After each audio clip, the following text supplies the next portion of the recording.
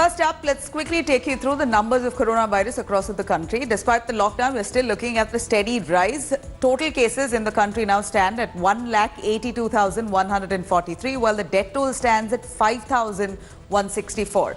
The worst hit states still remain Maharashtra, with 65,168 cases that have been reported on the whole, and the death toll that have now shot up to 2,197. Tamil Nadu, we're looking at 21,184 cases on the whole, with the death toll at 160. Delhi, the national capital, we're looking at 18,549 cases, with the death toll in Delhi now at 416. These numbers as of June 1st, 6:30 a.m. Now let's quickly take you through the top 5 developments of coronavirus across of India. As many as 3 new coronavirus cases from the Central Railway Police has now come to light in the last 24 hours. A DIG rank officer is among one of those officers who have tested positive. The total cases among the CRPF Jawans has now risen to 428, with nearly 239 who have recorded, in fact, shown positive and then recovered so far. Now, amid reports of discrepancies in COVID-19 death toll in the national capital, Delhi government on Sunday issued a show-cause notice to various hospitals. Kejriwal government has also asked hospitals like AIIMS, LNJP, RML and Safdarjung to explain the reason to why the delay in reporting of death cases. Their government has now said that the delay in announcing virus-induced deaths amounted to a violation of government orders and the Disaster Management Act.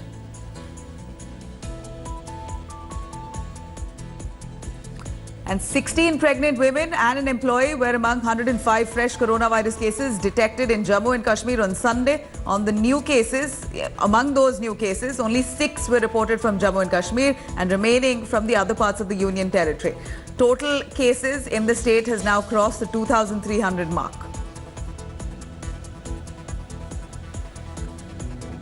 And Maharashtra has reported 2,487 new coronavirus cases in just the last 24 hours, along with 89 deaths. Total cases in the state now inching towards the 67,000 mark. Mumbai, being the worst affected city, has now nearly reached 40,000 cases. Singer-composer Wajid Khan of music director duo Sajid Wajid passed away at a Mumbai hospital due to complications arising from a kidney infection. Wajid was tested positive for COVID-19 just a few days ago. His condition worsened on Sunday evening, but even after all efforts, doctors were unable to save him. Now, the first phase of Unlock India's plan across the country begins today, with considerable relaxations announced by the centre across. The present phase comes under 4 rounds of lockdown across the country. This despite coronavirus cases in India continue to be on the rise. Its directive there, the MHA has allowed all activities outside of containment zones to resume from today. There will be no restrictions on interstate and intrastate movement of persons or goods. Most of the states have announced ease of restrictions as per the MHA guidelines that were issued just yesterday. States like Maharashtra, Uttar Pradesh and Telangana have announced continuation of lockdown curbs in containment zones. Delhi too has eased curbs, but its border with Uttar Pradesh's Noida and Ghaziabad will continue to remain sealed, and phase-wise relaxations will begin soon enough. Now let's take a quick listen in what Prime Minister Modi had said on easing curbs during his Mann Ki Baat speech. इस बार बहुत कुछ खुल चुका है। श्रमिक special ट्रेनें चल रही हैं, अन्य स्पेशल ट्रेनें भी शुरू हो गई हैं। तमाम सावधानियों के साथ हवाई जहाज उड़ने लगे हैं। धीरे धीरे उद्योग भी चलना शुरू हुआ है, यानी अर्थव्यवस्था का एक बड़ा हिस्सा अब चल पड़ा है, खुल गया है। ऐसे में हमें और ज्यादा सतर्क रहने की आवश्यकता है। 2 गज की दूरी का नियम हो, मुंह पर मास्क लगाने की बात हो सके तो वहां तक घर में रहना हो, ये सारी बातों का पालन, उसमें जरा भी ढिलाई नहीं बरतनी चाहिए। Let's quickly go over to Anisha and Nolan joining us. Anisha from Delhi, Nolan from Bengaluru to bring us more detail. Nolan, let's start with you. In Karnataka, relaxations were already witnessed about a week ago. Now with the MHA guidelines in place from today, what opens up? Well, good morning, Nabila. In fact, nothing much changes in Karnataka because Karnataka was one of the first few states that wanted to open up the economy. So all this happened some few weeks ago in the previous lockdown. So with unlock now we have to wait for the 8th of June. In fact, you're looking at temples, churches and mosques, places of worship. You're talking about restaurants. You're talking about hotels. All those things will be open. This morning, the Chief Minister, in fact, will be addressing a press conference. The government of Karnataka last evening released all the rules and regulations. In fact, they have just released exactly what the MHA directives are. Karnataka has very clearly stated this from the beginning that they will follow all the directives issued from the center. So Karnataka has just been following whatever directions and orders that have come from the center. But the only change that we have noticed is this. Earlier, they had actually banned people coming in from different states. But as of now, barring Maharashtra, if you're coming from any other state, you will actually have to undergo a 14-day quarantine, home quarantine, Nabila, and not institutional quarantine. But if you're coming from Maharashtra, it remains the same. 7 days institutional quarantine, followed by 7 days of home quarantine. That's the only change that we have noticed in Karnataka. Right. Nolan, thank you very much. But more importantly, what people must remember, we here in Karnataka, Bengaluru, there's quite a lax attitude among people without wearing masks. They're venturing out, not maintaining social distancing. We don't want another bout of a lockdown or another wave of this virus spread. Let's hope people show responsibility there, Nolan. Let's quickly go over to Anisha to see if the situation on ground is different. Anisha, in Delhi, the cases are only on the rise, and even the government has pulled up several hospitals for not portraying the exact reasons for several deaths reported in various hospitals, government hospitals there. And looking at the grim situation across the national capital, the lockdown norms here have eased a bit nonetheless in non-containment zones. If you can take us through what's open, what remains shut. Well, Nabila, remember Delhi had already opened up more or less opened up in lockdown 4.0 when the offices, DTC buses, etc., were allowed to start functioning. Private offices, government offices, markets are open on an odd-even basis.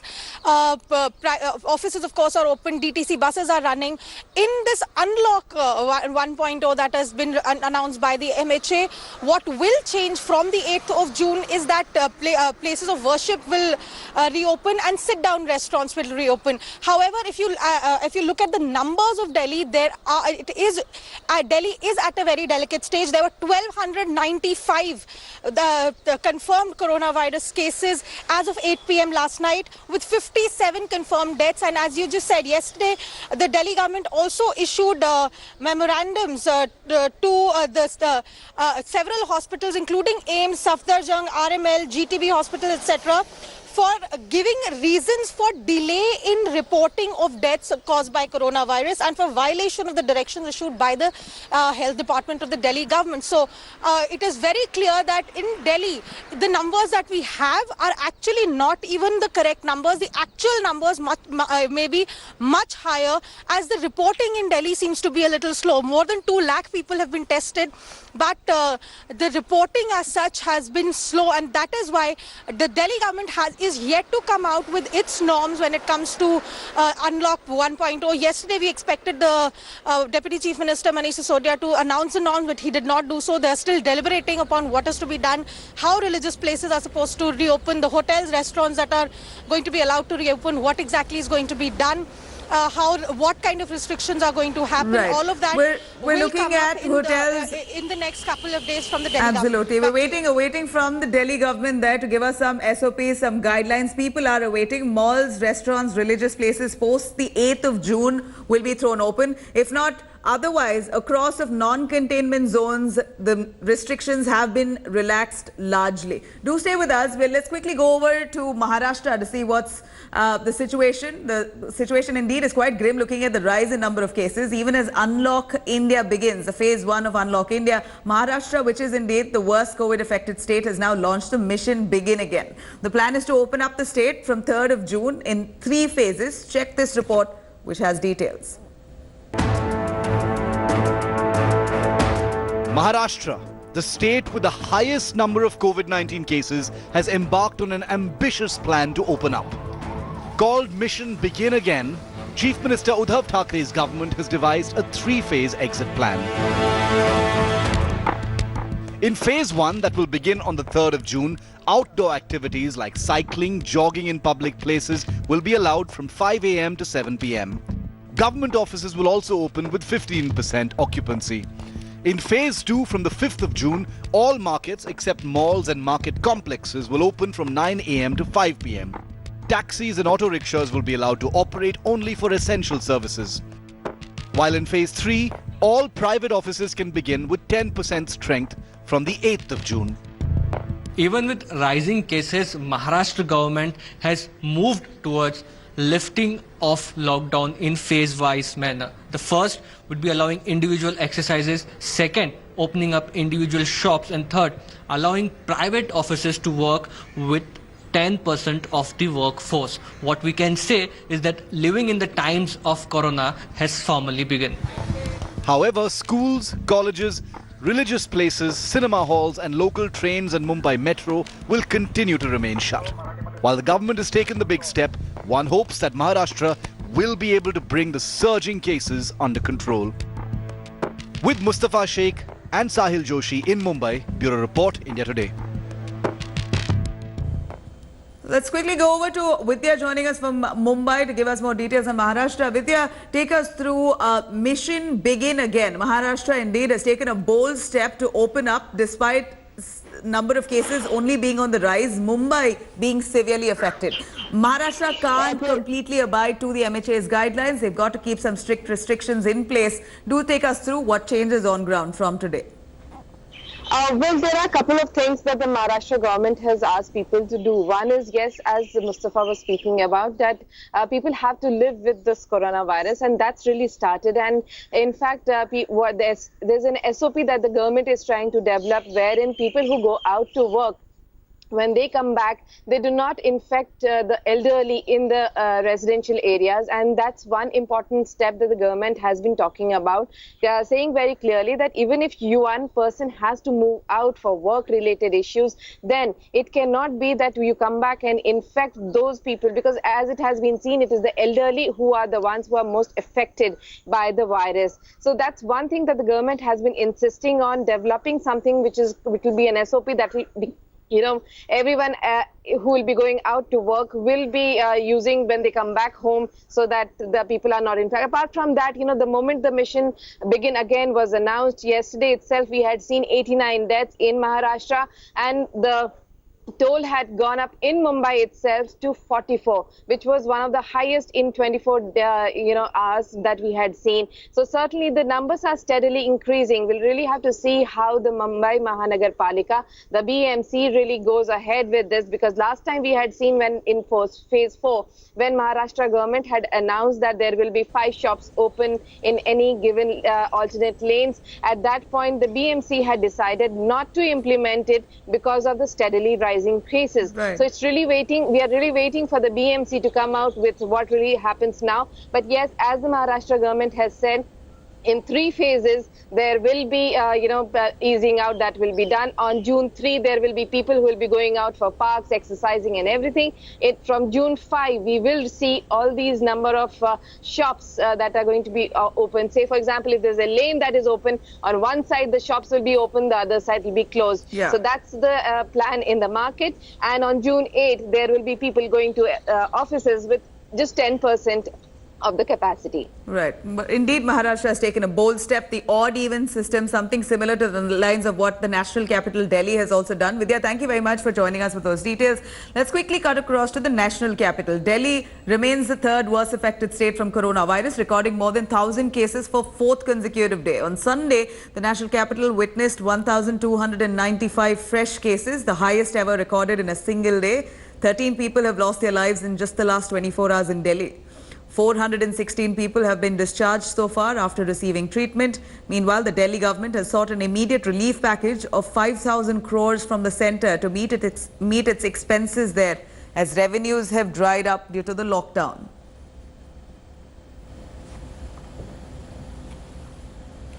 Going over to Uttarakhand, the Uttarakhand Chief Minister Trivendra Singh Rawat and his entire cabinet has now gone into quarantine. This after the State Minister Satpal Maharaj tested positive along with his wife. But what really triggered the scare is that Maharaj had attended the cabinet meeting, which was chaired by Chief Minister for Uttarakhand there. And not just that, 17 people working at the residence of the minister too have now tested positive. Remember, there are over 700 cases of coronavirus in the state of Uttarakhand as of now, with 5 deaths reported. However, 102 people have also recovered from the virus. Now, going to Bengaluru, here's a bizarre case of a JDS Neta who flouted all norms despite testing COVID positive. His supporters gathered to see him off even as the JDS corporator boarded the ambulance, waved at his crowds, met with people, knowing very well that he was COVID-19 positive. All social distancing norms were thrown to the wind and no caution, no worry of the situation. In fact, putting other people's lives at risk. This corporator now has been booked for it. This is JDS corporator from Bengaluru. Imran Pasha tested positive for coronavirus, and this is how he decided to leave for treatment in an ambulance. A huge crowd with masks on, but no social distancing. While the JDS corporator was asymptomatic, he wore a barely there apron instead of full PPE gear. But that's only the beginning of Imran Pasha's idiocy. He then emerges out of the ambulance to wave at the crowd, like he's some sort of a hero. But this covidiot then went into the crowd, touching a woman's feet, and then proceeds to mingle with his supporters, waving constantly. His supporters cheer, raise slogans, not realizing how their beloved Neta is exposing them all to the risk of coronavirus. The JDS claims that Pasha had no role in gathering the crowd. As soon as the report came to his hand that he's tested positive, he voluntarily decided to go to Victoria Hospital to get himself admitted. Unfortunately, as soon as the ambulance came in front of his house, people started accumulating in large numbers, which definitely shouldn't have happened, but Imran had no control about it.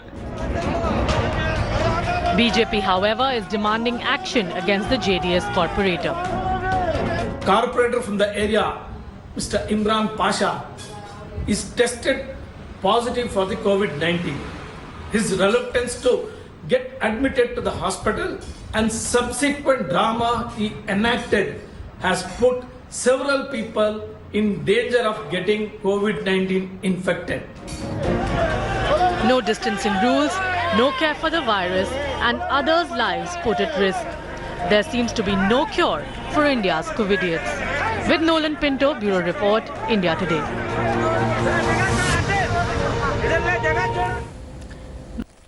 After the ruthless killing of George Floyd in the United States, protests have now broken out in multiple locations. Some of them have even gone ahead and committed theft, vandalized private property, looted merchandise. It's quite disappointing. The United States look like it's burning. Take a look.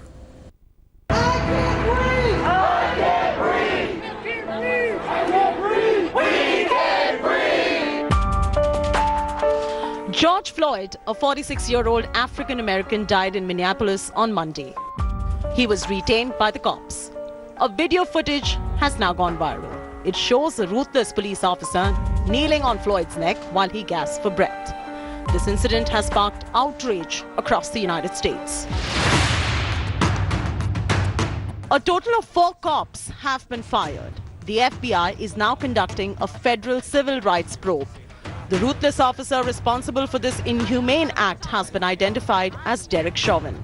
He has now been charged with third-degree murder.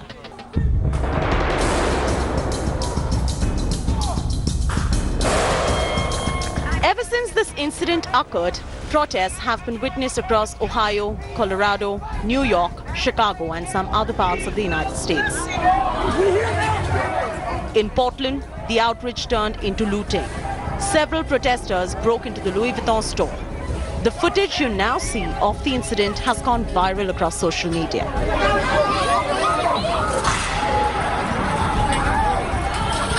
A chaotic situation broke out. Many people broke into the store. You can see many angry protesters on your screens, their faces covered with masks. This was a massive loot of the Louis Vuitton merchandise. In Chicago, visuals of violent mob destroying a Nike showroom will shock you. The protesters smashed the windows of the Nike store at Michigan Avenue. You can see how they loot the merchandise and leave it empty.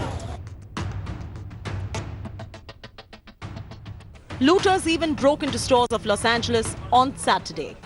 The civil unrest fled from Minneapolis to New York to Los Angeles to Miami to Chicago. The protesters chanted, "I can't breathe," a rallying cry that echoed dying words of George Floyd. I can't breathe! I can't breathe! The protesters clashed with the riot police.